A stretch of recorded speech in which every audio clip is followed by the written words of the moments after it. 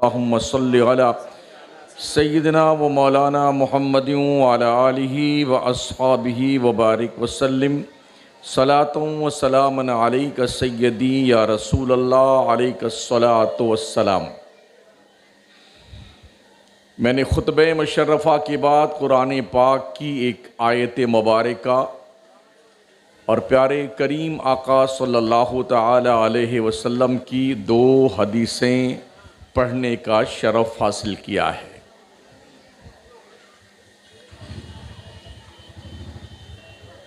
और बहुत अहम उन्वान पर मुझे कुछ आज मारूज़ात आपके सामने रखनी हैं।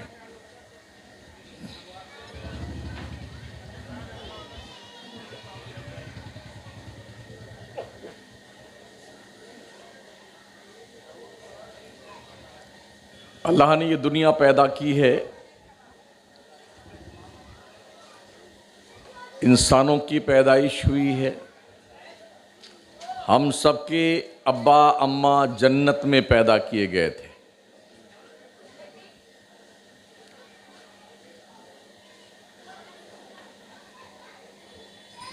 अल्लाह ने जब आदमी को पैदा करना चाहा तो उसने फरिश्तों की मीटिंग की थी।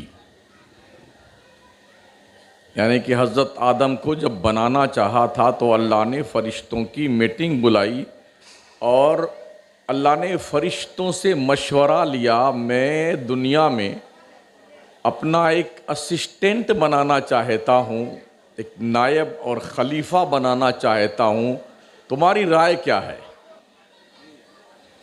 व इज़ क़ाल रब्बुका लिल मलाइकति इन्नी जाइलुन फ़िल अर्दि खलीफ़ा क़ालू अतजअलु फ़ीहा मन युफ़सिदु फ़ीहा व यस्फ़िकु दिमा व नहनु नुसब्बिहु बिहम्दिका व नुक़द्दिसु लक क़ाल इन्नी अअलमु मा ला तअलमून। जब अल्लाह ने फरिश्तों की मीटिंग बुला करके और फरिश्तों से ये मशवरा लिया कि दुनिया में ज़मीन पर मैं अपना एक नायब बनाना चाहता हूँ, आदमी बनाना चाहता हूँ, तुम्हारी राय क्या है? आपको पता है हमारी इस दुनिया से पहले इस दुनिया में, जिसको दुनिया उस वक्त कहा भी नहीं जाता था, इस ज़मीन पर ज़मीन नहीं थी, सिर्फ पानी था। हमसे पहले जिन्नातों को अल्लाह ने पैदा किया है।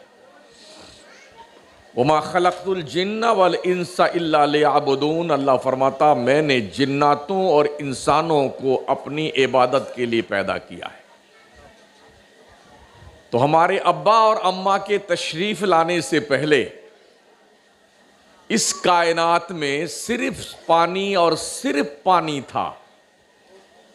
अल्लाह फरमाता वकान अर्शुहु अलल मा, अल्लाह का जो अर्श इलाही है वो पानी पर था।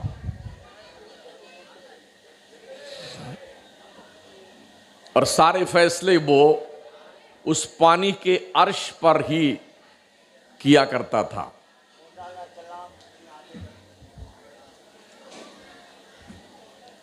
तो फरिश्तों से अल्लाह ने मशवरा लिया तो फरिश्तों ने मशवरे के जवाब में क्या कहा था? कालू अतजअलु फ़ीहा मन युफ़सिदु फ़ीहा व यस्फ़िकु दिमा। अल्लाह क्या ज़मीन में आदमी पैदा करना चाहता है, इंसान पैदा करना चाहता है जो झगड़ा करेगा, मारपीट करेगा, लड़ाई करेगा, खून बहाएगा, कत्ल करेगा, ऐसे को अपना असिस्टेंट बनाना चाहता है? आज हम लोग जो कुछ कर रहे हैं ना, हमारे अब्बा की पैदाइश से पहले फरिश्तों ने यही बात अल्लाह के जनाब में रख करके ये तर्क पेश किया था, ये झगड़ालू है, आदमी को क्यों बनाना चाहता है? और उस पर फिर क्या कहा उन्होंने? नहनु नुसब्बिहु बिहम्दिका व नुक़द्दिसु लक। अल्लाह अगर तू चाहता है कि तेरी तस्बीह पढ़ी जाए, तेरा नाम लिया जाए, तेरे नाम की माला जपी जाए, तेरी बंदगी करी जाए, हम बहुत काफ़ी फरिश्ते हैं इस काम को करने के लिए। इसको क्यों बनाता है आदमी को दुनिया में? बहुत मारपीट करेगा कि चलते चलते किसी को कत्ल कर देगा, खून बहा देगा, लड़ाई झगड़े करेगा, फितना फैलाएगा। ये फरिश्तों ने अल्लाह के दरबार में पेश किया। तो रब ने फरिश्तों से क्या कहा था? काल इन्नी आलमु माला तालमुन, फरिश्तों जो मैं जानता हूं उसे तुम नहीं जानते हो। लेकिन इस पे फरिश्ते मुतमईन तो हो जरूर गए कि अल्लाह का हुक्म था, मगर कुछ उनको ये लगा कि बात तो समझ में नहीं आई, आखिर अल्लाह क्यों बनाना चाहता है। तो जानते हो अल्लाह ने क्या किया? वह अल्लमा आदमल अस्मा कुल्लहा सुम्मा अरदहुम अलल मलाइका।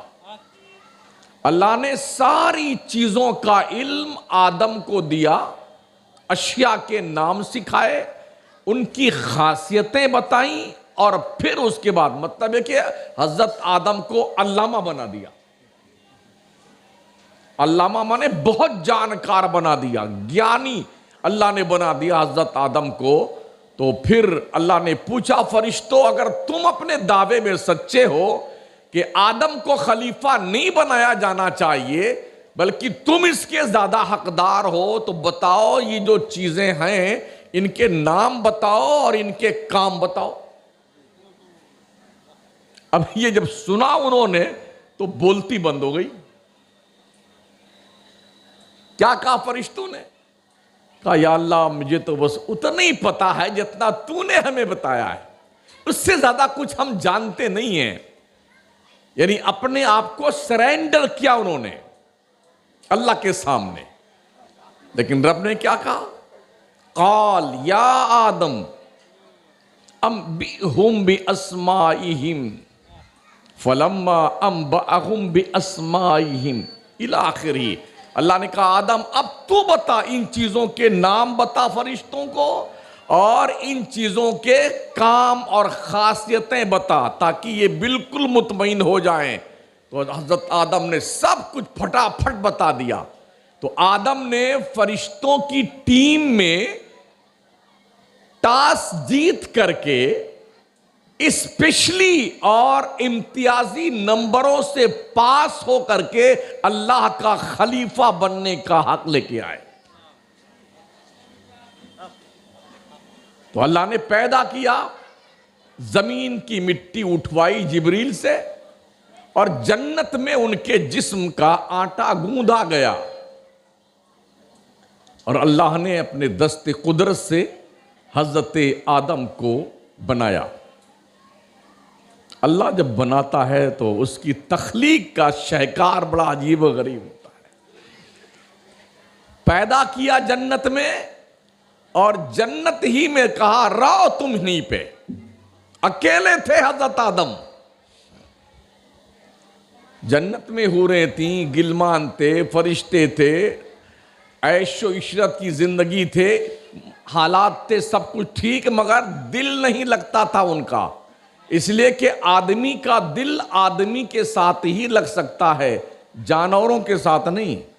आपने भी देखा होगा कुछ लोग जब सऊदी कमाने जाते हैं और उनको बजाय काम संभलाने के बकरी चराने को दे दिया जाए ना, तो पहाड़ों में वो बकरियों के साथ ही में करते रहते हैं और रो रो के वीडियो बनाते हैं और अपने घर वालों के पास भेजते हैं कि हमको कैसे भी बुला लीजिए, हम तो आके फंस गए। करते नहीं करते हैं, हम भी देखते रहते हैं।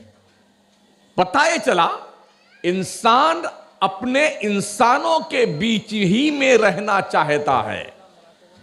किसी इंसान को अगर जिन्नातों की आबादी में दाखिल कर दिया जाए तो पगला के मर जाएगा वो। तो जब दिल नहीं लगता था आदम का जन्नत में, तो एक दिन वो आराम फरमा रहे थे, जन्नत में लेटे हुए थे, तो अल्लाह तबारक व तआला ने उनकी इस बाईं पसली से उनकी बीवी हजरत हव्वा को पैदा किया। ये जो टेढ़ी वाली हड्डी है ना, टेढ़ी वाली, उसी टेढ़ी वाली हड्डी से हजरत हव्वा को पैदा किया। आंख जब खुली तो देखा अपना हमजिन्स, तो उसे छूना चाहा, हुक्म हुआ अब इस टच मत करना इन्हें, पहले इनका मेहर अदा कर दो। तो हमारे नबी अलैहिस्सलाम पे 10 मरतबा दुरूद शरीफ पढ़ना हजरत हव्वा का महर करार दिया गया, और फिर वो खैर खैरियत से दोनों जन्नत में खुशो खुर्रम रहने लगे। अल्लाह ने कहा था आदम, पूरी जन्नत में कहीं भी जाना, कुछ भी खाना, कुछ भी पीना, मगर वला तक़रबा हाज़िही शजरा, इस पेड़ के पास मत जाना। अगर ऐसा हुआ फतकूना मिनज़ ज़ालिमीन, तुम्हारा शुमार जालिमों में से कर दिया जाएगा। हमारे अब्बा को भी जन्नत में सारी आसाइशें देने के बाद भी एक पेड़ के करीब जाने से मना कर दिया था। हमें भी दुनिया में पैदा करने के बाद बहुत कुछ जायज करने के साथ साथ बहुत कुछ नाजायज चीजें भी बता दी।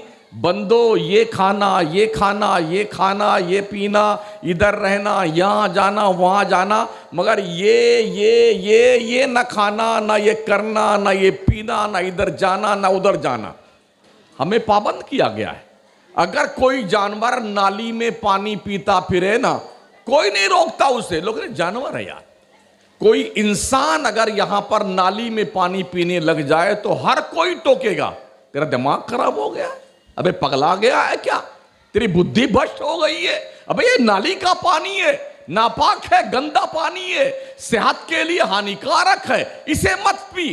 फिर भी जबरदस्ती वो कोई पीता है इंसान, तो पूरा ये गली का मुसलमान, हिंदू सब कहेगा ये पागल हो गया है, यही कहेगा ना, ये पागल हो गया है, इसका दिमाग काम नहीं करता है, अच्छाई बुराई की तमीज खत्म हो गई है।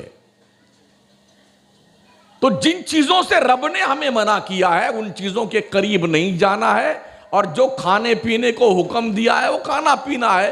अल्लाह ने जन्नत में अब्बा को रोका था, इसके करीब मत जाना। शैतान ने देखा ये तो आज बड़ा गड़बड़ हो गया है, रहता था जन्नत में वो भी, क्योंकि हजरत आदम की सुल्बे पाक में मेरे मुस्तफ़ा करीम का नूर अल्लाह तबारक व तआला ने वदियत फरमाया था, और हजरत आदम को हुक्म दिया। हजरत आदम के हवाले से रब ने फरमाया था, ओ लोगो वइज़ कुल्ना लिल मलाइकति इस्जुदू लि आदम फसजदू इल्ला इब्लीस अबा वस्तकबरा व काना मिनल काफिरीन। अल्लाह ने जब नाम बता दिए, चीजों के काम बता दिए और सब चुपचाप, तो अल्लाह ने कहा अब चुपचाप सारे लोग मेरे आदम को सजदा करो। तुम सबसे ज्यादा सुपीरियर दिमाग वाला, अक्लमंद, शाहकार कुदरत का आदम है, लिहाजा सारे फरिश्तों सुन लो, झुको आदम के सामने और इन्हें सजदा करो। सबने किया सजदा, फरिश्तों ने, जिब्रील, मिकाईल, इज़राइल, इसराफील। वहां उस वक्त कोई ऐसा नहीं था कि गैरुल्लाह को सजदा करना हराम है तो क्यों कर रहे हो, कोई पैदा ही नहीं हुआ था, कहता क्या। आज अगर कोई मजार पे थोड़ा सर झुका लेना तो कुछ है अहबाबे हिंदुस्तान हमारे, रे शिर्रिक कर रहे, शिर्रिक, अरे मजार के सामने सजदा कर रहे हो। शायद बिरादराने वतन को यह पता नहीं है सजदे की शर्तें कितनी हैं और सजदा किया किस तरफ जाता है, हाँ शायद पता नहीं है। तो हजरत आदम को सबने सजदा किया, जन्नत में शान से रह रहे थे, तो शैतान को मरदूद कर दिया अल्लाह ने और जन्नत से भगा दिया परवरदिगार ने। ये कौन था शैतान? फरिश्तों का कमांडर इन चीफ था, सारे फरिश्तों को सबक पढ़ाता था, मुअल्लिमुल मलकूत था, सबकी क्लास लेता था, लाइन लगा के पढ़ाता था। तब तुम यहां खड़े रहो, तुम यहां खड़े रहो, एक लाइन से सबक पढ़ाता था, फिर दूसरी लाइन को सबक पढ़ाता था फरिश्तों को। वो इब्लीस जन्नत में रहने वाला, एक सजदा, हमारे नबी के अब्बा को, हम सबके अब्बा आदम को, बल्कि यूं कहना चाहिए वो सजदा असल में आदम को नहीं था, नूरे मोहम्मदी को था। जी, नूरे मोहम्मदी को सजदा था। एक सजदा का मुनकिर हुआ ना, अल्लाह ने रांदे दरगाह कर दिया।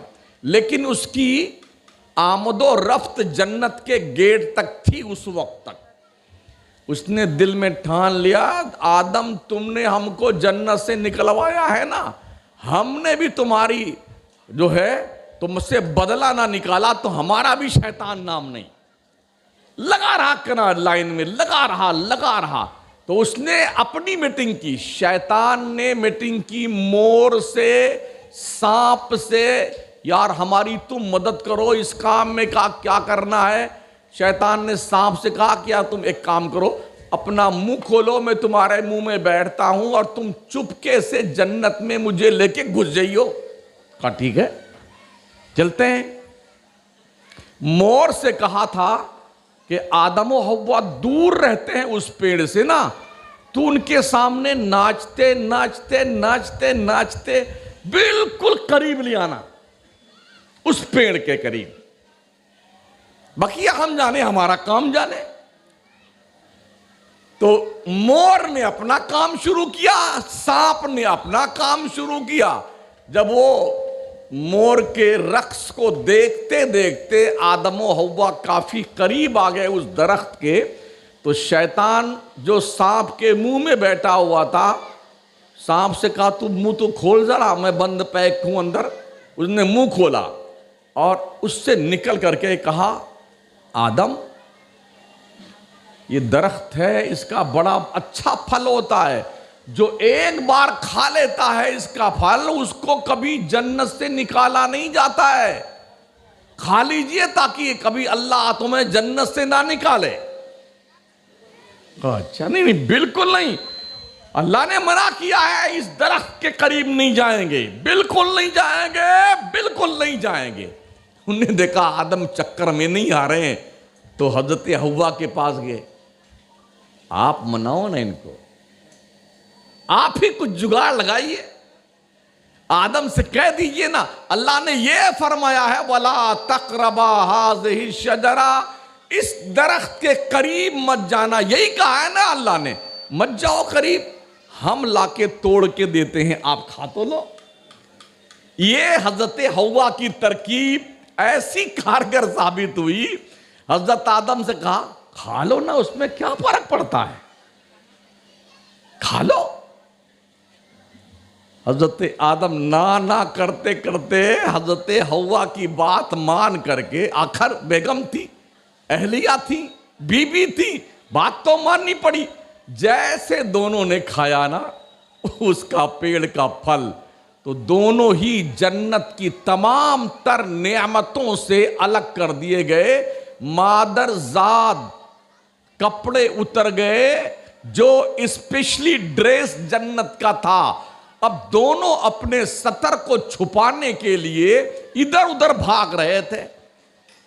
किसी पेड़ से कहे तू पत्ते दे दे, तू दे दे, नहीं बिल्कुल हम पत्ते नहीं देंगे, तुमने अल्लाह की हुक्म की नाफरमानी करी है, हम पत्ते देंगे ना तो हम भी मारे जाएंगे, हमारी भी खैरियत नहीं होगी। जब इंजीर के पेड़ के पास गए ना, तो उसको रहम आया, कहा चलो आप अल्लाह के दोस्त हैं, अल्लाह के खलीफा हैं, अल्लाह के नबी हैं, चलो हम दे देते हैं, जो होगा हम झेल लेंगे। जब इंजीर के पेड़ ने अपने पत्ते दिए, तो हजरत आदम ने उन पत्तों का एक कपड़े की तरह ऐसे सिल करके बनाया, उसी पत्ते के जरिए से अपनी सतर पोशी करी और हजरत हव्वा की जन्नत में। फिर अल्लाह तबारक व तआला ने इन दोनों हजरात को जन्नत से निकाल करके दुनिया में भेजा। अम्मा हव्वा को जद्दा में उतारा, अब्बा आदम को सरनदीप लंका, उस वक्त हिंदुस्तान का हिस्सा था, भारत का हिस्सा था। भारत में हमारे अब्बा सबसे पहले तशरीफ लाए, किसी का बाप नहीं आया है जी। जो ये कहते हैं ना कि मुल्क हमारा है, हमारे बाप का मुल्क है, यहीं आदम आए थे।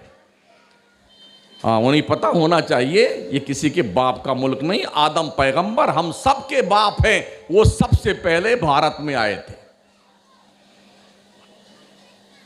इतनी बात समझ में आ गई। फिर 300 साल रोते रहे अपनी हव्वा के लिए, हजरत हव्वा रोती रही शौहर के लिए। तो दोनों की मुलाकात 9 जिलहिज्जा को अरफात के मैदान में हुई, जहां आज हाजी का हज होता है, वहां हुई मुलाकात। अरफात का मतलब क्या होता है? पहचानने की जगह। जब दोनों वहां इकट्ठा हुए तो अम्मा हव्वा ने पहचाना ये मेरे शौहर आदम है, हजरत आदम ने पहचाना ये मेरी बीवी हव्वा है। तो वहीं दोनों की मुलाकात अरफात में हुई। अल्लाह ने हज का रुकने आजम करार दे दिया है अरफात के मैदान में ठहरना। अगर कोई मुसलमान सब कुछ कर ले, अरफात के मैदान में 9 जिलहिज्जा के तुलूए फजर से लेकर के 10 की तुलूए फजर के पहले तक 1 सेकंड के लिए भी नहीं पहुंचा तो उसका हज नहीं माना जाएगा। हमारे मुल्क में बहुत सारे लोग ये कहते फिरते हैं, अरे सुन्नी तुम लोग हज करने जाते हो, हरम के इमाम के पीछे नमाज नहीं पढ़ते हो, तुम्हारा हज कैसे होगा? जब मैंने ये सुना तो मुझे बड़ी हैरत हुई। क्या इनकी बिरादरी में कोई पढ़ा लिखा नहीं पैदा हुआ है? क्या इन्हें यह भी पता नहीं है कि हज किसे कहते हैं? ओ नमाजें बांध करके गली गली घूमने वालों, तुम्हें ये खबर होनी चाहिए हज जो है इमाम हरम के पीछे नमाज पढ़ने का नाम नहीं है। हज नाम है अरफात के मैदान में एक लम्हा ठहर जाने का। यहां तक के अगर कोई दिन भर बेहोश रहा, एक बार लफ्ज़ अल्लाह नहीं बोला, लेकिन अरफात पहुंच गया तो हज हो गया उसका। इसी वजह से जो लोग हाजी पहुंच करके वहां बीमार, कोई कोमा में चला जाता है, किसी की टांग टूट जाती है, किसी का सर फट जाता है, अस्पताल में होते हैं, उन बेचारों को पता ही नहीं कि हम कहां पड़े हुए हैं। हुकूमत उन्हें एम्बुलेंस में ला करके अरफात के मैदान में पहुंचाती है ताकि इस बेचारे हाजी का हज तो हो जाए। तो अरफात के मैदान में जहां एक नबी की मुलाकात एक वलिया हजरत हव्वा से हो जाए, उस मकाम को अल्लाह ने हज का रुकने आजम करार दे दिया। ये बात समझ में, मैंने इसलिए बताया है कि वो हमसे कोई नहीं पूछता है, उन्हें पता है कि हम दिन में तारे दिखा देंगे। इन्हें आपसे पूछते हैं, गली कूचे में आपको पकड़ेंगे, अरे तुम लोग गए थे हज करने? हाँ गए थे। इमाम साहब के पीछे नमाज पढ़ी थी? नहीं। अरे कोई, तब क्या तुमने किया? तुम्हारा तो हज ही नहीं हुआ। उन्हें बता देना महोदय जी, आईना दिखा देना। हाँ, हज किसको कहते हैं? नमाज का नाम हज है। अल्लाह की कसम, नमाज का नाम हज नहीं है। जो 5 फर्ज अल्लाह ने किए हैं, क्या है? बुनियल इस्लाम वाला खमसिन, इस्लाम की बुनियाद 5 चीजों पे है। ला इलाहा इल्लल्लाह मुहम्मदुर रसूलुल्लाह, उसके बाद नमाज, रोजा, ज़कात, हज। नमाज पढ़ने का नाम हज नहीं है, अलग से हज एक फरीजा है मुसलमान पर, जो मुस्तती हो वहां जाने की, आने की सलाहियत रखता हो। तो ये बता देना, हज नमाज पढ़ने का नाम नहीं है, हज है अरफात के मैदान में 1 मिनट ठहर जाने का। 9 जिलहिज्जा के तुलूए फजर से लेके 10 जिलहिज्जा के तुलूए फजर के बीच में बंदा 1 मिनट के लिए, 1 लम्हे के लिए चला गया अरफात में, हाजी हो गया। बात समझ में आ रही है? मैं तकरीर समझाने आया हूं, पहले भी मैंने कहा है आपसे, पूरे मुल्क में मैं तकरीर समझा ही रहा हूं। तो समझिए, आपकी जिम्मेदारी बनती है ये। जब ये दोनों मिले अरफात के मैदान में, तो उसके बाद अल्लाह ने अपनी कुदरत कामला की बुनियाद पर तवालुदो तनासुल का एक खूबसूरत सबील पैदा फरमाई और हज़रत अम्मा हव्वा और हज़रत आदम अलैहिस्सलाम दोनों की औलादें पैदा होनी शुरू हुई। एक लड़का एक लड़की सुबह पैदा होता था, एक लड़का एक लड़की शाम को पैदा होते थे। शाम की लड़की की शादी सुबह वाले लड़के के साथ और शाम के लड़के की शादी सुबह वाली लड़की के साथ। इस तरह से अल्लाह ने इस दुनिया को फैलाया। जब इतनी बात समझ में आ गई, अब आइए जो मैंने आयत तिलावत की है उस ज़िम्न में आपसे गुफ्तगू करें। अल्लाह क्या फरमाता है, या अय्युहन्नासु तक़ू रब्बकुमुल्लज़ी खलक़कुम मिन नफ्सिन वाहिदा। ए ईमान वालो, ओ लोगो, तुम लोग अपने रब से डरो जिसने तुम्हें एक मर्द और एक औरत से पैदा किया। मिन नफ्सिन वाहिदा, एक जान से। व खलक़ा मिन्हा ज़ौजहा, फिर आदम के जरिए से उनकी बाईं पसली से उनकी बीवी हव्वा को पैदा किया। व बस्ता मिनहुमा रिजालन कसीरन व निसा, इसी एक जोड़े से अल्लाह ने बहुत सारे मर्दों और औरतों को दुनिया में फैला दिया। वत्तकुल्लाहल्लज़ी तसाअलूना बिही वल अरहाम, डरो उस अल्लाह से जिससे तुम मांगते हो, मगतो डरो, डरो अल्लाह से। तसाअलून वल अरहाम, रिश्तों की कदर किया करो, रिश्तों की कदर। इन्नल्लाह काना अलैकुम रकीबा, बेशक अल्लाह तुम पर निगहबान है। मैंने हुजूर की हदीस पढ़ी दो। आका करीम इरशाद फरमाते हैं, दुनिया कुल्लुहा मता व खैरु मताई दुनिया अल मरअतु सालिहा। दुनिया कुल की कुल बरतने की चीज है, मगर दुनिया की सबसे इंपॉर्टेंट चीज का नाम नेक औरत है। नेक औरत। दूसरी हदीस मुबारका मैंने पढ़ी, मेरे आका फरमाते हैं, निकाहों में सुन्नती फमर रग़िबा अन सुन्नती फलैसा मिन्नी। निकाह मेरी सुन्नत है, जिसने निकाह से मुंह फेर लिया वो मेरे सुन्नत के तरीके से बाहर निकल गया।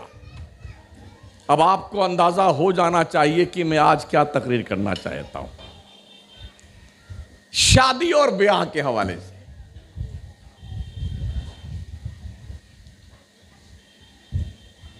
अल्लाह करीम ने ये दुनिया बनाई है ना, वेस्टर्न कल्चर की देन है कि अब कुछ ऐसी औरतें भी पैदा हो गई हैं जो कहती हैं हमें तो शादी ब्याह नहीं करना है, ऐसे फ्रैंकली जिंदगी गुजारेंगे हम आजाद रह करके। यूरोप का कल्चर एक्सेप्ट कर लिया, अंग्रेजी बोलने लग गई पू पू करके ना, तो कपड़े अंग्रेजों के, ढंग ढंग अंग्रेजों का, बाल की कटिंग अंग्रेजों की, चलने फिरने का अंदाज अंग्रेजों का। ना टेंशन मोल नहीं लेना, बच्चे बच्चे मर्द शौहर वो कुछ नहीं, फ्रैंकली। मेरे आका क्या फरमाते हैं, ला रहबानियत फिल इस्लाम, इस्लाम में जोगीपन नहीं है। हाँ, इस्लाम में, मजहब इस्लाम जोगीपन का नाम नहीं है। जो कहते मैं अकेले जिंदगी गुजार लूंगा, अल्लाह अल्लाह अल्लाह अल्लाह अल्लाह अल्लाह करता रहूंगा, गुजर जाएगी। ऐसी गुजरती है ना कि जूते खाने पड़ते हैं कितनों को। कितने वलियों की वलायत लुट गई है औरत के पीछे। और जब कोई आदमी शादी कर लेता है तो जानते हो आका क्या फरमाते हैं, फ़क़द इस्तकमला निस्फ़ल ईमान। आधी बात जो है, आदमी शादी करके उसका ईमान मुकम्मल हो जाता है। अभी कुछ दिनों पहले ये एक बला हमारे महाराष्ट्र ही से शुरू हुई थी और जो अब तक पूरे मुल्क में फैल चुकी है। ये भी यूरोप की खैरात थी, वैलेंटाइन डे। सुना है, हम भी नजर रखते हैं। हमने इसका दूसरा नाम रखा जंगली जानवर बन जाने का दिन। नाम ठीक है ना? वैलेंटाइन डे का क्या मतलब होता है? जंगली जानवर बन जाने का दिन। आज के 30 साल पहले जब हम बंबई में इमाम थे तो बड़ी शदीद मुखालफत इस शहर बंबई महाराष्ट्र के शिवसेना वालों ने किया था और उनको पकड़ पकड़ के मारते थे। जो पार्कों में, हाजी अली दरगाह पे, समंदर के किनारे अंट संट हालत में पाए गए ना, बड़ी धुनाई की थी लोगों ने। मगर ये बुराई इतनी ज्यादा फैल गई वैलेंटाइन डे की, ये अब इतने बुरे हालात हो गए, शायद कोई गली, शायद कोई मोहल्ला, शायद कोई घर, शायद कोई बंदा हो जो इस बुरी रस्म से वाकिफ ना हो। इसे कहते हैं जंगली बन जाने का दिन। फिर उसके बाद क्या आया पता है आपको? Me too. इसका क्या मतलब पता है आपको? यह भी पड़ोसी मुल्क से आया, हमारे मुल्क में। मी टू इसका मतलब यह होता है किसी भी औरत ने, किसी भी मर्द ने अपनी अब तक की जिंदगी में क्या गुनाह किया है, क्या जिना किया है, क्या शराब पी है, कितने बार जुआ खेला है, ये ओपनली बयान करो, फखरिया। ये भी जंगलीपन का एक सिस्टम है। हमारे प्यारे आका अलैहिस्सलाम फरमाते हैं, गुनाहों पर लोगों को गवाह मत बनाओ। अपने गुनाह को लोगों के सामने उसका चर्चा मत करो। जितने लोग तेरे गुनाहों पे गवाह बनेंगे, तेरे गुनाह की गवाही अल्लाह के दरबार में देंगे। तो मी टू का ये प्रचलन चला जो अब तक चल रहा है, बहुत फखरिया अंदाज में, जो है मॉडर्न कल्चर की दिलदादा लेडीज और जेंट्स इस बात को बयान करते हैं कि मैंने क्या किया अब तक की जिंदगी में। अभी जल्दी दूसरा एक नया फंदा आया, माई लाइफ माई चॉइस। सुन लीजिए, कोई मौलाना बोलता नहीं इन सब बातों को, मैं बोल रहा हूं। मुझे अपनी कौम को इस बेहयाई और बेहंगम जिंदगी से दूर करने की जिम्मेदारी मेरी है कि मैं बताऊंगा, दिखाऊंगा, समझाऊंगा कौम को, ये मुसलमानों तुम्हारा किरदार नहीं होना चाहिए। जिसका हो वो सलामत रहे, हमने कुछ नहीं लेना देना। हम तो इतनी बात जानते हैं, हमारी मुस्लिम जनरेशन अपने रब के कानून की पाबंद हो, हाथों में मुस्तफा प्यारे के शरीयत की जंजीर पड़ी हुई होनी चाहिए। मेरा जिस्म मेरी मर्जी, मेरी लाइफ माई चॉइस। मतलब है कि मेरी जिंदगी है, मेरा जिस्म है, मैं जो चाहूं सो करूं। क्या कोई बाप अपनी बेटी को यह इजाजत दे सकता है? क्या कोई भाई अपने बहन को यह इजाजत दे सकता है? क्या कोई शौहर अपनी बीवी को यह परमिशन दे सकता है कि माई लाइफ माई चॉइस, मेरा जिस्म मेरी मर्जी? शादी आपके साथ हो और वो रातें कहीं और गुजारे, क्या कोई शौहर इस बात को एक्सेप्ट कर सकता है? दुनिया चाहती है, यूरोप कांग्रेस चाहता है, यहूदी चाहता है, पूरी दुनिया का इंसान हमारी तरह ही मादर पिदर आजाद जानवर बन जाए, ताकि हमारी जानवरों जैसी तहजीब पर कोई उंगली उठाने वाला न रहे। क्या कीजिएगा, हमारी कौम ने कपड़े इतने छोटे छोटे पहनने और पहनाने शुरू कर दिए हैं। टॉपर, स्कर्ट, जीन फीन, ये कहां से आया है? अल्लाह की कसम, ये हिंदुस्तान का कल्चर नहीं है, ना हिंदुओं का कल्चर है, ना ये मुसलमानों का कल्चर है।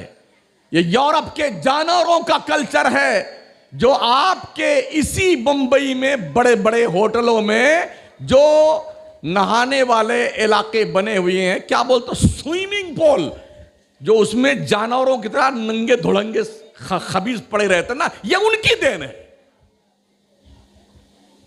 ये तहजीब हमारे देश की नहीं थी, मगर चूंकि उन्होंने इतना खूबसूरत लिबादा उड़ा करके ये लोगों के बीच परोसा है कि आज कनीज फातिमा भी जब जाती हैं अपनी कुलसूम बेटी के लिए वो जहां सब सामान मिलता, हाँ मॉल में वहां तशरीफ ले जाती है ना, तो वो नाप करके छोटका वाला फराक लेती हैं।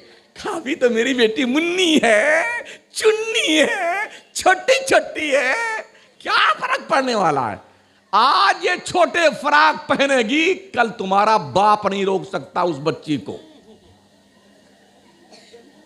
आज जिस जंगली पन के ट्रैक पर तुम्हारी औलाद चलेगी ना, जवान होने के बाद कोई बाप जुर्रत नहीं कर सकता कि अपने बच्चों को रोक दे। इसकी भी तमसील पेश करूं, मेरे कई दोस्त यूके में पढ़ाते हैं, बर्तानिया में, कनाडा में, जर्मनी में, अमेरिका में, न्यूयॉर्क में, ह्यूस्टन में, हम सब साथी क्लास फेलो साउथ अफ्रीका में। उन्होंने बताया 18 साल की उम्र तक कोई बाप अपने बच्चे को अगर मार दे एक थप्पड़ या जोर से डांट दे और वो बच्चा पुलिस को इन्फॉर्म कर दे कि मेरे बाप ने मुझे बहुत जोर से डांटा है, तो उसके बाप को पुलिस घसीट कर ले जाकर जेल में ठूंस देगी। क्या हमारे देश में भी ऐसा है? तो भाई अमेरिका, अरे क्या बात है। हाँ, उसका वीजा लेने के लिए लोग कैसे जतन करते हैं, कैसे भी अमेरिका पहुंच जाए, लाल लाल गाल कर ले, खूमे पहने, उधर हाँ ठंडे ठंडे मुल्क में मौज करें। ये हालात है दुनिया के। वो यूरोप ऐसे रास्ता चलते हुए जिस तरह से कुत्ते और गधे एक दूसरे से जुफ्ती करते हैं, ऐसे यूरोप के कल्चर में मर्द औरतों के साथ सड़कों पे ओपनली तौर पर यह जंगलीपन का काम करता है। क्या हमारा समाज, हमारा मुल्क, हमारी सोसाइटी, हमारा मुआशरा, हमारे भारत का पाकीज़ा कल्चर, क्या ये बेतरतीबी की जिंदगी गुजारने के लिए तैयार है? हमने ताजमहल होटल से लेके वार्डन रोड और नेपेंसी रोड और जने की जसलोक का अस्पताल किधर है, हाजली, उधर बांद्रा, और वो क्या हिल बोलते हैं उधर, हाँ वसई तक हमने बाज़ाब्ता तौर पर सर्वे किया है। ये सारे काम धड़ल्ले से हो रहे हैं। बाप को पता नहीं कि बेटी कॉलेज पढ़ने गई थी और कहां घूम रही है। मां को खबर नहीं बेटी तो स्कूल गई थी मगर कहां घूम रही है। बेटा डिग्री लाने गया था और कहां घूम रहा है। उस वक्त पता चलता है जब ये पूरी नाक कट चुकी होती है और कोई आकर के मुआशरे में भांडा फोड़ देता है ना, तो फिर मां बाप मुंह छुपाते हुए जिंदगी गुजारते हैं। गलत तो नहीं कहता हूं?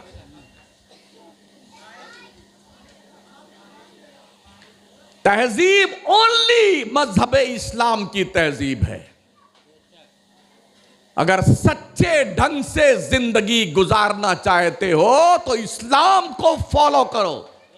आज के कई साल पहले हमारे भारत की पार्लियामेंट में दिल्ली की सरजमीन पर सुषमा स्वराज ने जब ये देखा कि देश में रेप बहुत हो रहे हैं, आए दिन कहीं ना कहीं खबरें पढ़ने सुनने को मिलती हैं, तो बरजस्ता कहा था सुषमा स्वराज ने, हम मुतालबा करते हैं कि भारत में सऊदी अरबिया का कानून लागू कर दिया जाए। अगर कोई रेपिस्ट पकड़ा जाए तो उसे कत्ल कर दिया जाए, पत्थर मार मार के मार डाला जाए। यह एहसास है, ये सऊदी अरबिया के बाप का कानून नहीं है, मेरे रसूल पाक का कानून है। ये मुस्तफा जाने रहमत का लाया हुआ कानून है।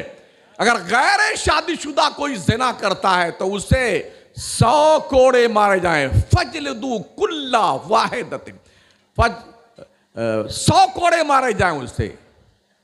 शराब पीने वाले को 80 कोड़े मारे जाएं। गैर शादीशुदा ने जिना किया तो 100 कोड़े मारे जाएं, चाहे मर जाए चाहे जिंदा रहे। और शादीशुदा ने किया है तो फरमाया गया इस्लाम में ऐसे शख्स को जमीन में बीच चौराहे पे कमर तक गाड़ दो खोद करके, और हर गुजरने वाला पत्थर इतना मारे कि वो खबीस वहीं खड्डे में मर जाए। ये कानून इतना खतरनाक कानून है ना, एक बंदा कोई देख लेता है ना इस तरह की मौत तो उसकी रूह थर्रा जाती है। आज सऊदी में ज्यादा चोरी क्यों नहीं होती है? सरेआम हाथ काटा जाता है। हमारे यहां को कानून लगाएगा? मिनिस्टर खुद ही चोरी करता है, कानून कौन लगाएगा? एमएलए साहब खुद ही पहले से 1 करोड़ पास करवाते हैं, 50 लाख खुद ही खा जाते हैं। इससे बड़ा कौन चोर हो सकता है? किसी ने वहां पर ज़िना किया, बदले में जो कंडीशन शरीयत का कानून लागू होगा, किसी ने किसी की आंख फोड़ दी है तो अल्लाह का कानून है वसिन्ना बिस्सिन उजुन बिल उजुन। हाफिज में नहीं हूं, कुरान शरीफ में यह आयत मौजूद है, ढूंढ के बता देंगे। किसी ने किसी का कान काटा है तो उसके बदले में उसका कान काट दो। किसी ने किसी की नाक काट दी, उसके बदले में उसकी नाक काट दो। किसी ने किसी की आंख फोड़ दी तो उसके बदले में उसकी भी आंख फोड़ दो। किसी ने किसी को मार डाला है तो उसके बदले में उसे मार डाला जाए। ये वो कानून है जो ओपनली तौर पर सजा आज भी गल्फ में दी जाती है। भरे मजमा के अंदर एक मारा जाता है, एक का हाथ कटता है, एक को कत्ल किया जाता है, रज्म किया जाता है ना, पूरा शहर थर्रा उठता है कि अगर हमसे ये खता हुई तो हमारे साथ भी यही मामला होगा। इसलिए वहां का आदमी दुकान खुली छोड़ के नमाज पढ़ने जाता है। करोड़ों का सोना रखा हुआ है दुकान में, ऐसे छोड़ा दुकान, पहुंच गया, अल्लाह होगा, खत्म। दुकान जाने अल्लाह जाने। उसे पता है कि जो कोई ये हिमाकत करेगा दोनों हाथ उसके तशरीफ ले जाएंगे दुनिया से। ये इस्लाम का कानून है। आज भी अगर दुनिया में अमन और शांति लोग चाहते हैं, इस्लाम का कानून नाफिज कर दो, पूरी दुनिया में अमन कायम हो जाएगा। निकाह किन बुनियादों पे होता है? आका करीम सल्लल्लाहु अलैहि वसल्लम फरमाते हैं 4 वजहों से निकाह की जाती है। या तो आदमी खूबसूरती देख करके शादी करता है, या फिर मालो दौलत के लालच में शादी करता है, या फिर हसब नसब देख के शादी करता है, और या फिर दीनदारी की बुनियाद पे शादी करता है। यह हदीस शरीफ का मफहूम पेश कर रहा हूं। इसका खानदान बड़ा है, यहां रिश्ता कर लो, अगर कोई जरूरत पड़ी तो 50 लाठियां मेरी तरफ से आ जाएंगी लड़ने के लिए। एक सोच तो यह होती है। हमारे नबी फरमाते अगर किसी ने इस सोच से शादी कर ली है तो अल्लाह उसे जलील कर देगा। कुछ लोग बैंक बैलेंस ढूंढते फिरते हैं लड़की वालों के, जब रिश्ता लेके जाते हैं ना तो यहां से क्या मिलेगा? हाँ, फटफटिया मिलेगी कि नहीं मिलेगी, बुलेट मिलेगी कि नहीं मिलेगी, और जी 4 व्हीलर मिलेगी कि नहीं मिलेगी, जो गाड़ी लेके जाएंगे उसका किराया मिलेगा कि नहीं मिलेगा, हमारे बारातियों की कदर मंजिलत होगी कि नहीं, ये सब पूरा हिसाब किताब जुगाड़ लगाता है आदमी मालो दौलत के लिए। मेरे हुजूर फरमाते हैं जिसने दौलत के लालच में शादी की है ना, अल्लाह उसे भिखारी बना देगा। और कुछ लोग बहुत खूबसूरत औरत चाहिए, यानी खुद भी काला कौवा होता है ना, वो क्या कहता, अम्मी ऐसी बहू ढूंढना जैसे ये ट्यूबलाइट जलती है। उनसे कहते महोदय जरा अपने रुखे ज़ेबा की ज़ियारत फरमा ले। कौवा भी शर्मा जाए, इतना कलूटा है, मगर बेगम ऐसे ट्यूबलाइट वाली चाहिए इनको। एक बल्ब फ्यूज है, उनको बढ़िया बढ़िया चाहिए औरत। हर बच्चा इस चक्कर में अपनी अम्मा को ऐसी ढूंढना में एकदम चिराग की तरह जलती रहे। आज जनाब कम से कम शीशे में अपने आप के रुखे ज़ेबा के खदो खाल देख लीजिए कि चेचक के कितने दाग तुम्हारे थोपड़े पड़े हुए हैं। अगर कोई हुस्न जमाल की बुनियाद पे शादी करता है, मेरे करीम आका फरमाते हैं ये हुस्न जमाल बहुत जल्द खत्म हो जाएगा। फिर आका फरमाते हैं बड़े सच्चे अच्छे नेक लोग हैं वो जो दीनदारी की बुनियाद पे शादी करते हैं। याद रखना, खूबसूरती जिस्म और चेहरे की नहीं होती है। अगर हबशा का बिलाल जिस्म से काला रह करके भी अहले ईमान के दिल का नूर बन सकता है यार। एकदम काले थे बिलाल, मगर जब उनका दिल मुस्तफा के प्यार से उजाले में आया तो पूरी दुनिया के मोमिनों के लिए बिलाल बदरे कामिल बन के चमके। और जब काबा की छत पर फतेह मक्का के मौके पर अजान देने की बारी आई, करीम आका ने फरमाया बिलाल काबा की छत पर चढ़ जा। बिलाल ने कभी सोचा भी नहीं था एक बुर्दा को, एक गुलाम को, एक काले रंग के बंदे को काबा की छत पर चढ़ने की अल्लाह का नबी परमिशन देगा। कभी सोचा नहीं था बिलाल ने। जबकि हजरत अबू बकर भी मौजूद थे। 12,000 का लश्कर लेके मदीने से मेरे मुस्तफा मक्का फतह करने आए थे। हजरत अबू बकर, हजरत उमर, हजरत उस्मान, मौला अली और सारे अशरे मुबश्शरा के सहाबा, दूसरे और सहाबा, बड़े हस्बो नसब वाले, बड़े खूबसूरत लोग। मुस्तफा ने किसी को नहीं कहा तुम छत पे चढ़ो। मेरे नबी ने कहा बिलाल तू छत पे चढ़ के अजान दे, तू चढ़। बिलाल के मुकद्दर की मेराज देखें। कितने लोगों ने दिल में सोचा होगा काश मैं बिलाल होता तो कितना अच्छा होता। सोना जो है ना, सोना ये आग में तपाने के बाद जल करके कुंदन बनता है। हथौड़ी से पीट पीट करके फिर कोई झुमकी बनती है। कितना चोट खाता है सोना झुमकी बनने के लिए, गले का हार बनने के लिए कितना तपाया और जलाया जाता है। पता है आपको बिलाल कितना तपाए गए थे? पता है आपको उमैया ने कौन सा जुल्म था जो बिलाल पे नहीं तोड़ा था? मक्के में कोई पुरसाने हाल उनका नहीं था, गुलाम की कोई जिंदगी नहीं होती थी। मगर मेरे करीम आका ने गुलामों को वो जिंदगी की मेराज अता फरमाई। सारे के सारे लोग जो गुलाम बनाने वाले थे वो सब खड़े थे और आमिना के लाल ने एक गुलाम को जो बिल्कुल काला था, हबशा का रहने वाला, का चढ़ जा बिलाल, ताकि पता चले पूरी दुनिया को मोहम्मद की बारगाह में कोई ऊंचा नीचा नहीं होता है। मोहम्मद के दरबार में कोई दौलत नहीं देखी जाती है, यहां दिल की चमक देखी जाती है। बिलाल हबशी खड़े हुए छत पर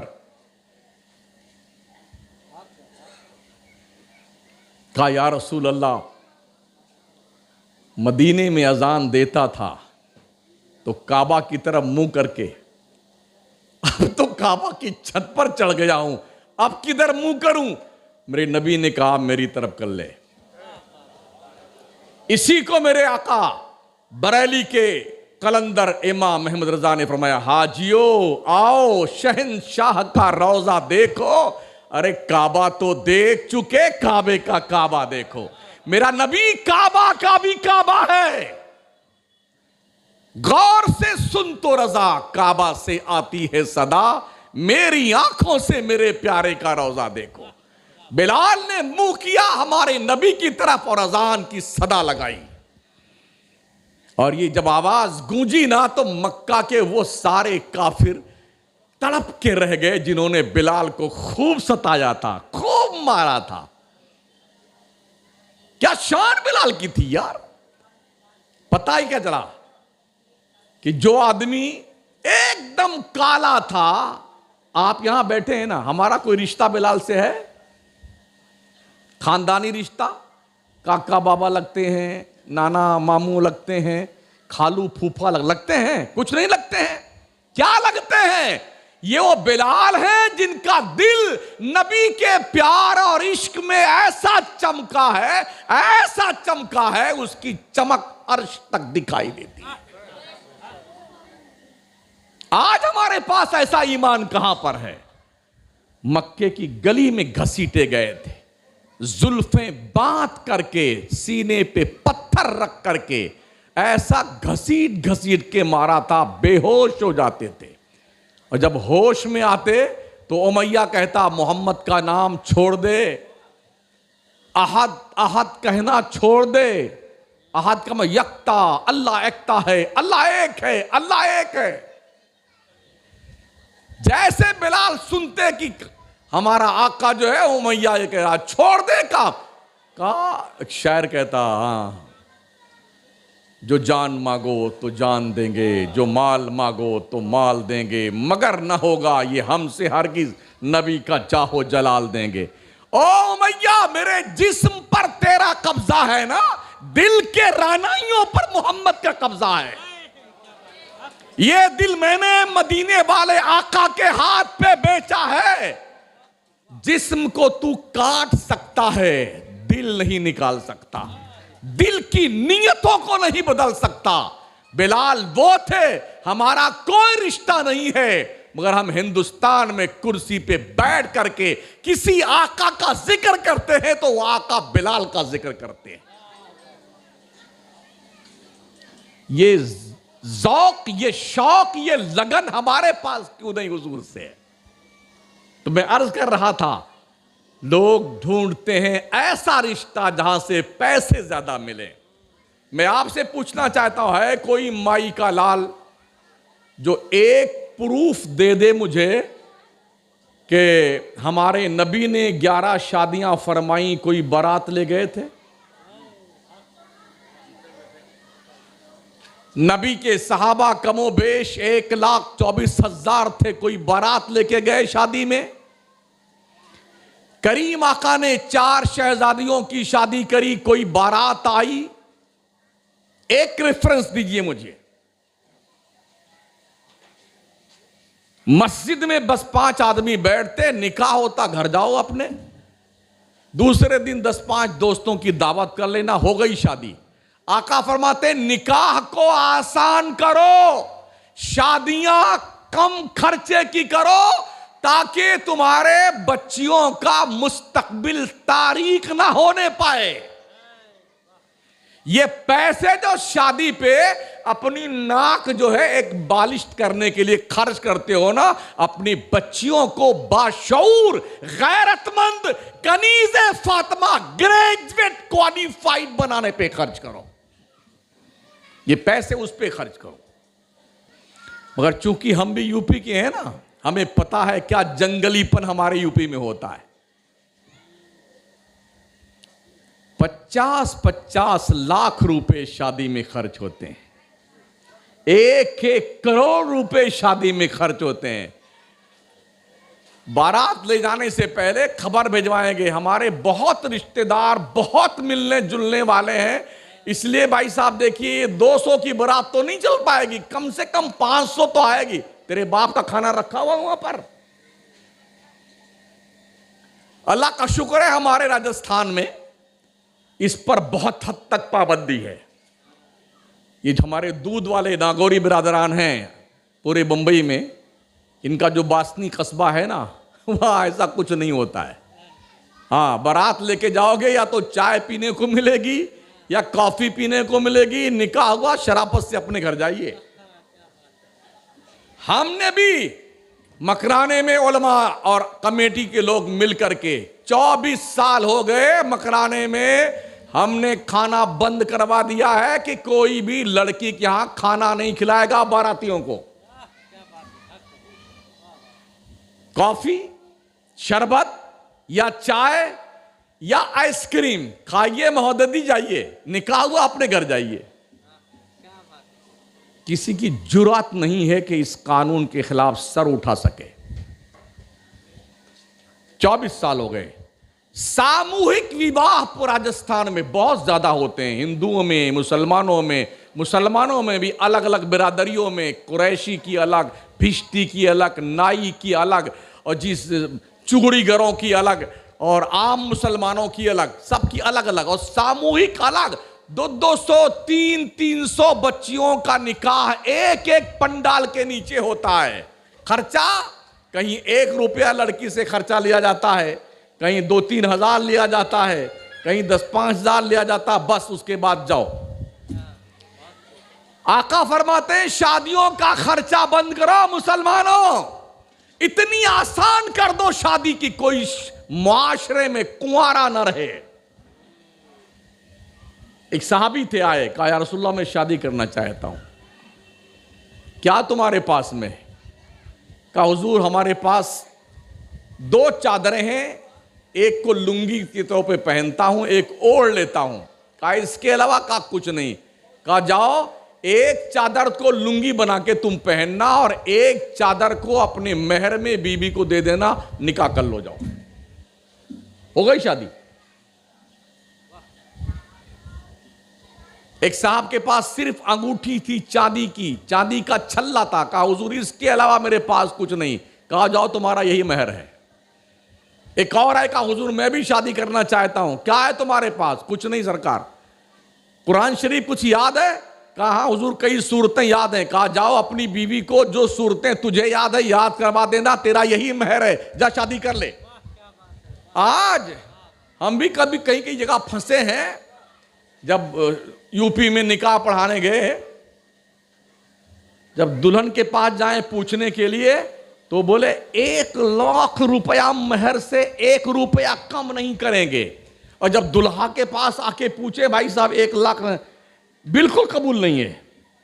8-8 10-10 मर्तबा दुल्हा के पास से दुल्हन के पास, दुल्हन के पास से दुल्हा के पास। मैंने कहा तेरी शादी चूल्हे भाड़ में जाए, पहले तू तय कर ले खबीज कहीं का, तो तेरा महर क्या रहेगा? हम इसी काम के लिए आए हैं। उधर वो तन के बैठी, इधर ये बेटा ये तन के बैठा हुआ है। मेरे आका फरमाते हैं वो शादी बहुत बरकत वाली जिसका महर कम हो। मगर नाक ऊंची करने के लिए हमारे उत्तर भारतीय नागरिकों ने यह तरीका बनाया है, 2 लाख महर। जब हमने ऐसे लोगों से पूछा ऐसा क्यों करते हो, कहा नाम हो जाएगा हमारा, देना थोड़ी है। क्या कहता बेटा, देना थोड़ी है। कैसा बदमाश दूल्हा होता है, इधर तो बदवा लिया महर 1 लाख की, और पहली रात में बेगम के साथ हाथ जोड़े खड़ा हुआ है, मेहर माफ कर दो। अबे दूल्हा है, मंगता फकीर।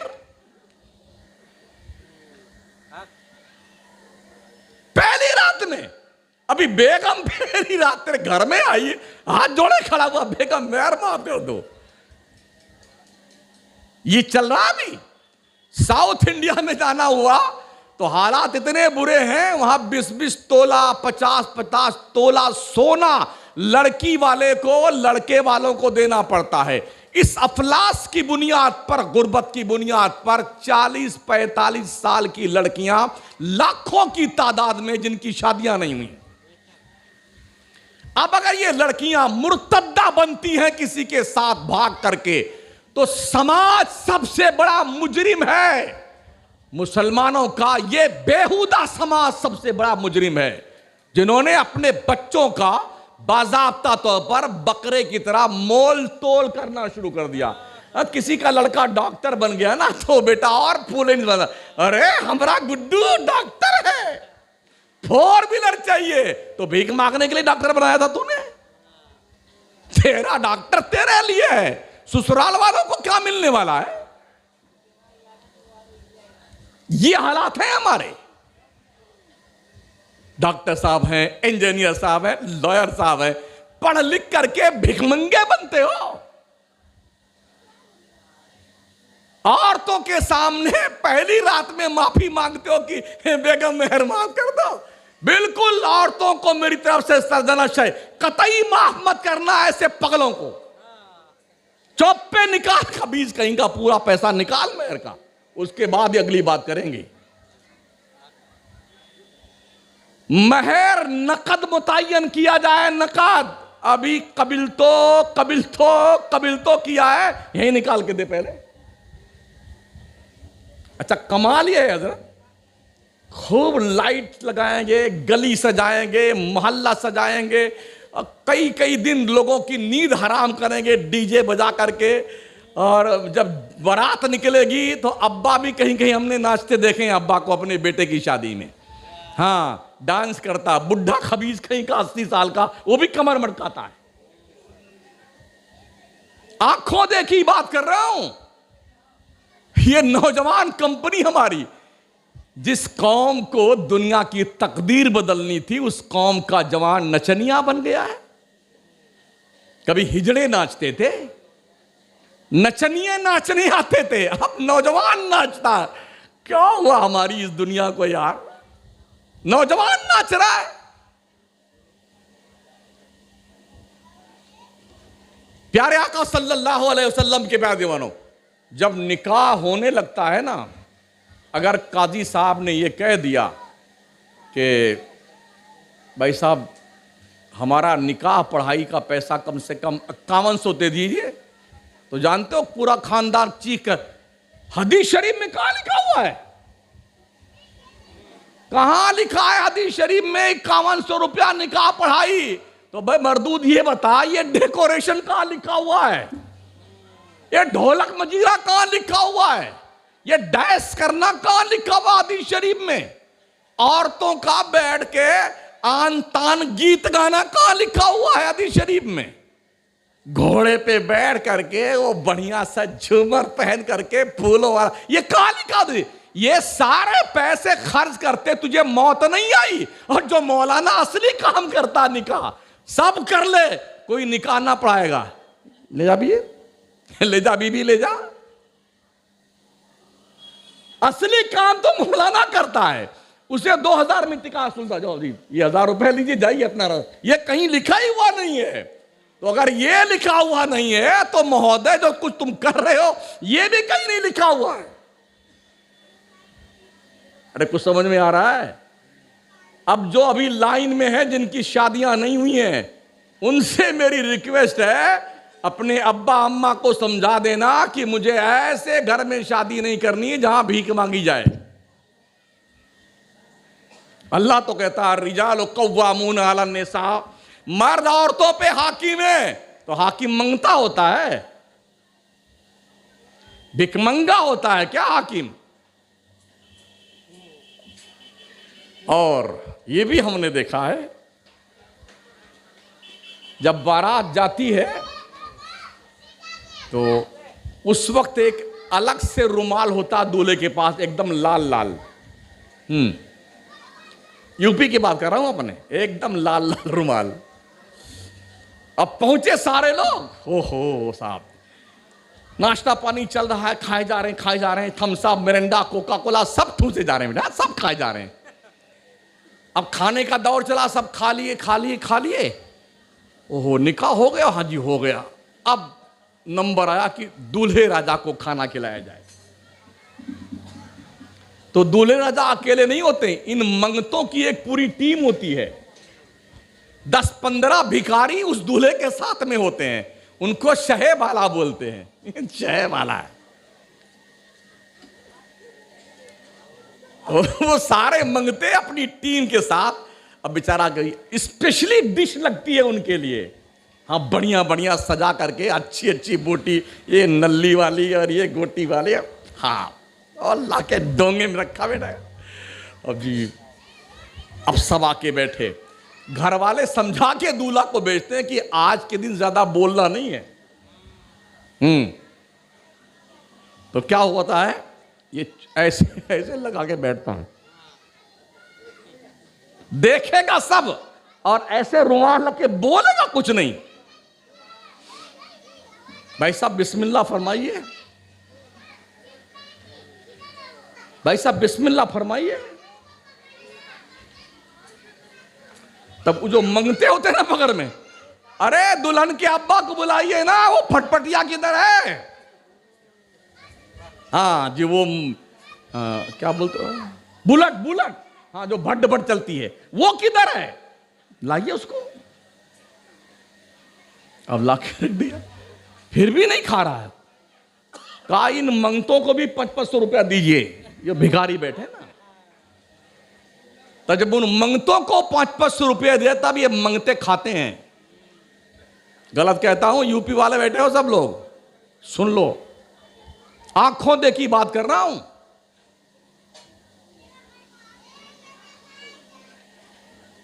आज के 6 महीना पहले मैं गौरा चौकी चौराहे पे खड़ा हुआ था, घर गया था। किसी मुसलमान भाई की बारात निकल रही थी, 25 स्कॉर्पियो थी हजरत। तो 10-12 में तो आदमी थे और 12-13 गाड़ियों में सिर्फ ड्राइवर था, एक बच्चा एक एक गाड़ी में। मतलब ये बताने के लिए हम 25 स्कॉर्पियो लेके आए हैं। बंबई से बेटे कमा के जाते हैं और वहां जाते तो यूं चलते हैं गांव में, तो समझे लो कि सेठवा आया फलनवा। अरे ये सारी चौकड़ी भूल जाएगी मरते दम। ध्यान रखना, शादियों को आसान बनाओ। जितनी भी मुर्तद हो रही बच्चियां, इसके मुजरिम मुस्लिम समाज के लोग हैं। 4 महीना 5 महीना शादियां हो जाने के बाद इन्हीं मुस्लिम बच्चियों की जो मुर्तद होती हैं, इनकी लाशें कई टुकड़ों में, झाड़ियों में, नालियों में, नदी में, समंदर में तैरती मिलती हैं। फिर भी हमारा समाज आंखें मूंद के सूरदास की तरह चुपचाप बैठा हुआ है। स्कूल बच्ची पढ़ने जा रही है, बाप मुस्टंडा घर पे बैठा है, उसकी इतनी गैरत मर गई है कि कम से कम अपनी बच्ची को स्कूल तक जाकर के छोड़कर नहीं आता है। चली जा बट्टी, वो उधर तक गई, दूसरे के मोटरसाइकिल में रवाना। बच्चियों को पढ़ने भेजते हो तो बापो अपनी बच्चियों को स्कूल के बाउंड्री के अंदर छोड़ के आया करो, और जब छुट्टी हो तो आधा घंटा पहले पहुंच जाओ अपनी बच्ची को वहां से लेके आने के लिए अपने घर तक। वरना ये कागज, पेंसिल, पटरी, ज्योमेट्री बॉक्स और जने क्या क्या बॉक्स, ये कहां कहां फिरेंगे घूमेंगे कुछ पता नहीं है। इसलिए कि हमने कॉलेज के सामने भी खड़े होकर कुछ कुछ देर नजारा देखा है। बहुत सारे कुत्ते आवारा मंडलाते फिरते रहते हैं, हर कॉलेज के आगे पीछे घूमते रहते हैं।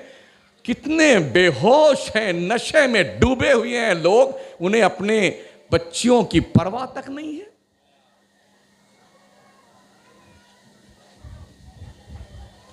तकरीर अभी मैंने शुरू नहीं की है शादी के हवाले से, अभी तो मैं तमहीद बांध रहा हूं। लगता है कि इसको पूरा कल करना पड़ेगा। हमारे समाज में अगर किसी की बीवी मर जाए और बच्चे उसके हों, तो अब क्या करेंगे आप शादी करके? हम सब हैं ना खिदमत के लिए। हजरत अब्दुल्ला इब्ने मसूद फरमाते हैं, अगर मुझे पता चल जाए कि मेरी जिंदगी के सिर्फ 10 दिन बाकी हैं और मेरे निकाह में कोई औरत नहीं है, तो पहले मैं शादी करूंगा, बाद में मरूंगा। मैं बगैर बीवी के मरना नहीं चाहता हूं। बहुत सारे बाप हैं बेचारे, दिल तो कहता शादी कर लेने, डर के मारे जो है बच्चे डरा रहे हैं कि शादी मत करना। इसलिए ऐसे लोगों से जी किबला तवज्जो है, रिक्वेस्ट ऐसे लोगों से है। बहुत सारी ऐसी खिदमात हैं जो सिर्फ बीवी ही कर सकती है, ना बेटा कर सकता है, ना बेटी कर सकती है, ना बेटे की बीवी कर सकती है, ना नवासा और पोता का, वो काम सिर्फ बीवी कर सकती है। इसलिए हमने जब मुताला किया किताबों का, तो हजरत उम्मे सुलैम जैसी सहाबिया रज़ियल्लाहु ताला अन्हा, जब उनके शौहर का इंतकाल हुआ, उनके बेटे जवान थे, तो हजरत उम्मे सुलैम के बेटे ने अपनी माँ का रिश्ता ढूंढा और अपने माँ की शादी करवाई। कहा माँ शादी कर ले, इसलिए कि बगैर शौहर के औरत अच्छी नहीं लगती है। ऐसे ही बगैर औरत के शौहर अच्छा नहीं लगता है। लोग मस्जिद में कब तक तस्वीर लेके बैठे रहेंगे? कब तक? समाज हमारा इतना दिमाग सड़ा हुआ है, इसकी बुढ़ौती खराब हो गई है। अबे अब क्या है, 60 साल के हो गए हो, 65 साल के हो गए, अब क्या शादी वादी करना है? तुम ज्यादा समझते हो या जिसको शादी करना वो ज्यादा समझता है? एक रिवायत मैंने पढ़ी, एक खातून बहुत पाकबाज थी और जवानी में उनके शौहर का इंतकाल हो गया। हरदम तस्बीह लिए बैठी रहती, कुरान शरीफ अल्लाह अल्लाह अल्लाह अल्लाह करती रहती। तो कुछ नौजवान बच्चियों ने उनसे पूछा कि आप शादी क्यों नहीं कर लेती? तो उनका जवाब था कि समाज के डर से ये कदम उठाते हुए हिम्मत नहीं बन पा रही है। लोग ये कहते हैं कि अब क्या करना है शादी करके। उन्हें नसीहत करी, मेरी बच्चियों तुम लोग कान खोल के सुन लेना, मैं इतनी परहेजगार हूं ना, तस्बीह लिए बैठी रहती हूं, कुरान पढ़ती रहती हूं, नमाज में हरदम लगी रहती हूं, मगर जब रात की तन्हाई में चौकीदार की आवाज़ कान से टकराती है तो शैतान कचोके लगाता है, यही कहता है उठ करके भाग के चौकीदार के पास चली जा। मगर खुदा का खौफ हाथों में जंजीर डाले होता है, पैरों में बेड़ियां डाले होता है, अपने रब के डर से अपनी आबरू बचा करके घुट घुट करके मैं ये जहर पी रही हूं। ये एक पाकीज़ा खातून की जिंदगी के चैप्टर का एक हिस्सा है जो मैंने आपके सामने रखा है।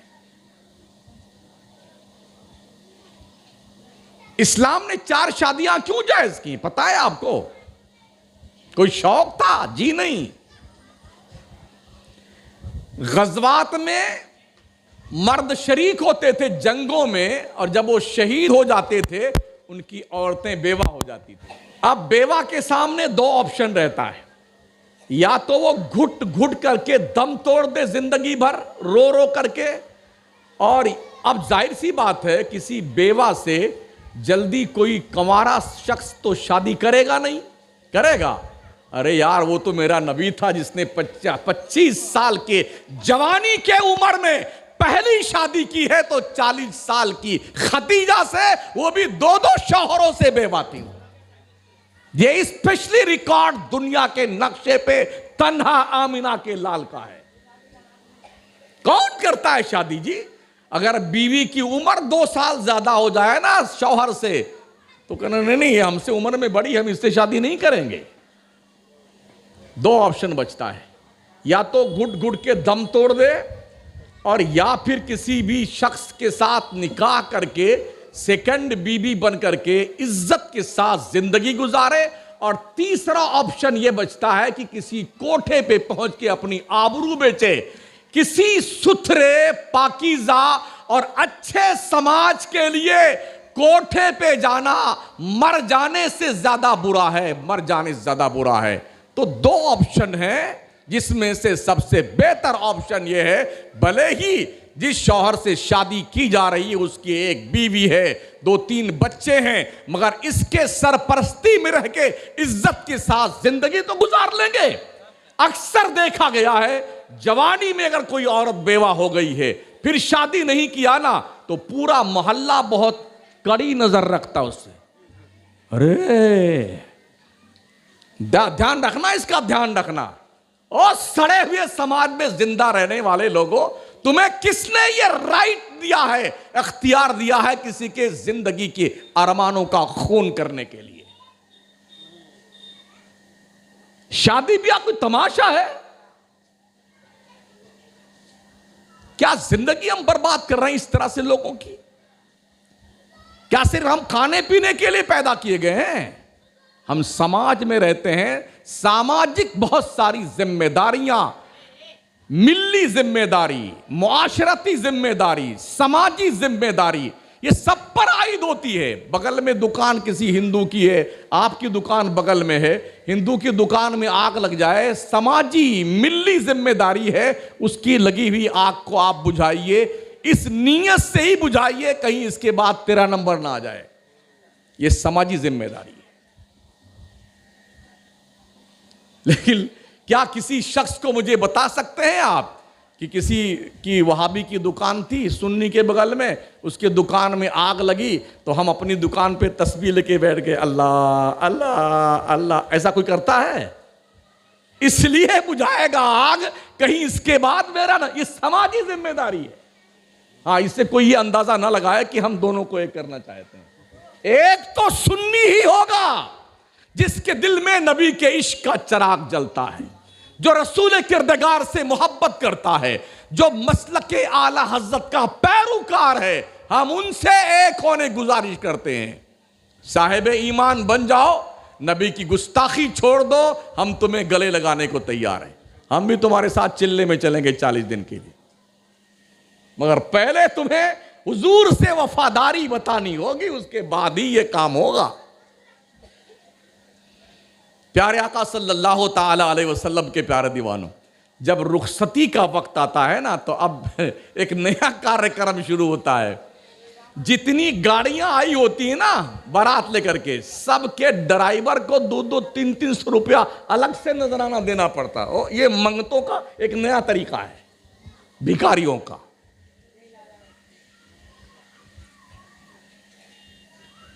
कहीं भी बारात नहीं लिखी हुई है, कहीं नहीं, किसी हदीस में नहीं, कुरान के किसी आयत में नहीं है बारात लेके जाना। मस्जिद में निकाह पढ़ाओ और रुखसती कर दो, 2-4 दोस्तों की दावत कर लेना, शब ज़ुफ़ाफ के बाद वलीमा के नाम पर, बस खत्म। मगर ओहो, 5 लाख का तो हमने हॉल बुक करवाया है और एक एक प्लेट किसी की 500 रुपए की पड़ी है प्लेट का खाना, किसी का 1000 का, किसी का 2000 का खाना।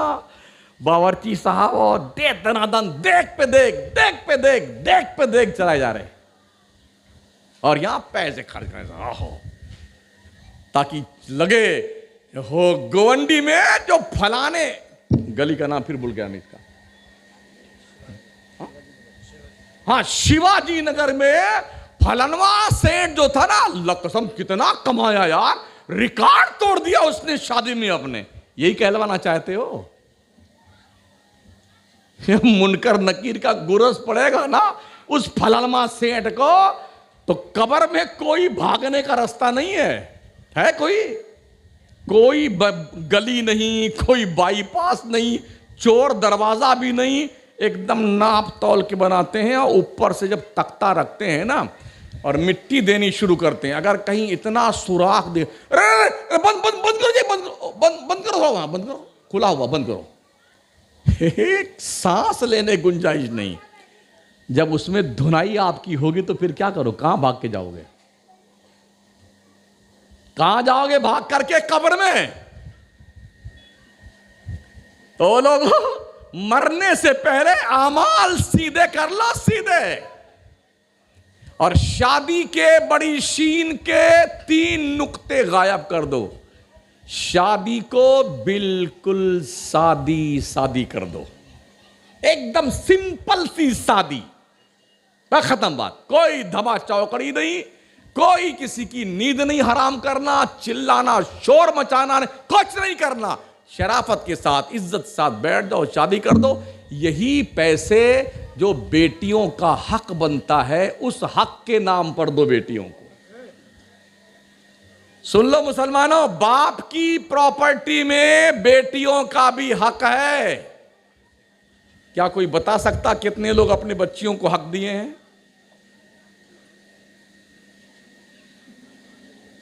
बता सकते हैं? अगर मरने वाले बाप ने 3 लाख छोड़ा है और एक लड़का छोड़ा है, एक लड़की छोड़ा है, एक सिंपल सा जवाब सुन लें, 2 लाख लड़के का है, 1 लाख लड़की का है। सुन लिया? लिज़्ज़करि मिस्लु हज़्ज़िल उन्सयैन, लड़के का आधा लड़की का हक बनता है। मगर ये उस दिन रो करके फूकोगा, खैरियत से रहना, खत्म, एक को पैसा नहीं देना बेटी को। खा जाते हैं बाप। अब भाई मरने के बाद हिसाब दोगे, हिसाब अल्लाह के यहां कि तुमने बेटियों का हक हड़प लिया है। सुन रहे हो?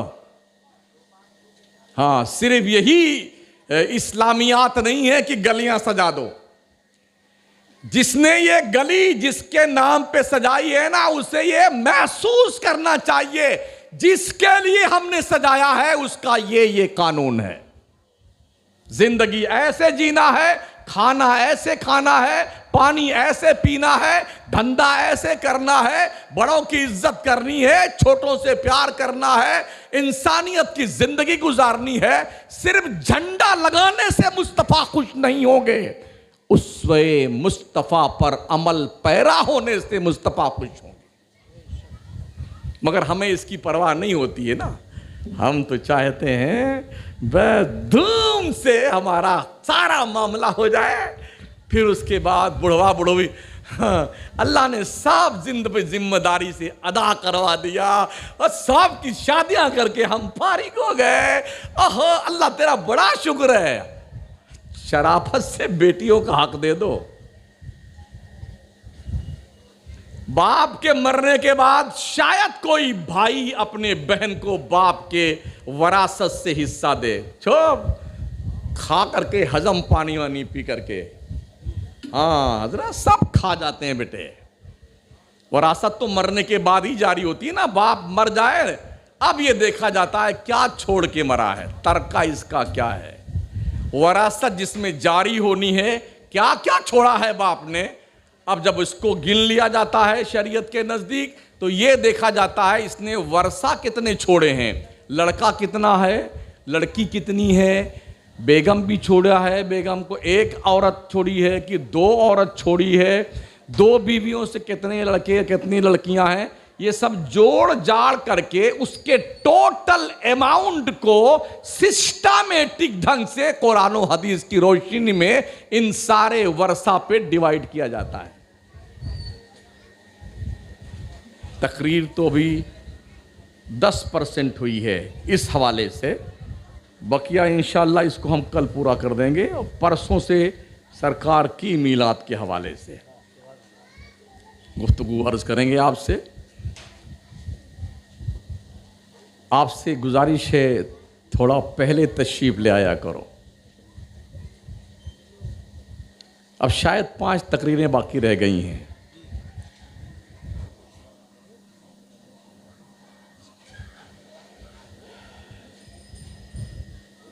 अभी एक वो चल रहा है ना वक्फ की जायदाद का मामला, तरमीमी बिल। अगियार ने इस बिल को हुकूमत के हक में देने के लिए करोड़ों की शक्ल में जो है वहाँ पर अपनी तरफ से मैसेज भेजा है, और हमारे यहाँ कुछ लेना देना किसी को नहीं है।